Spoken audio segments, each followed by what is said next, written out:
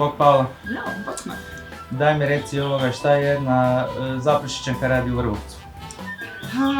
Pa evo, Zaprešićanka izlaže u Vrbovcu, u laboratoriju. Izlaže svoje radove. Dobro, sa čime si nam se predstavila u udruzi Artoratoriju?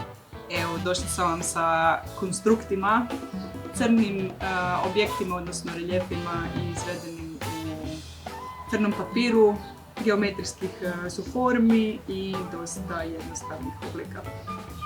Dobro. Daj mi još, molim te, Pavle, reci sa čim se povodiš i na koji način nastaju tvoji konstrukti? Moji konstrukti, zapravo svoje konstrukte prvo radim u Blenderu, što je program za 3D modeliranje. Nakon toga, kad sam zadovoljna sa oblikom, odnosno formom, stavljam ih, prebacujem u jedan drugi program koji mi te objekte raslojava, odnosno sastavlja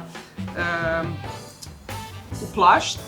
I onda od toga radim nacrte koje na kraju režem laserski i kasnije toga pigam i spajam.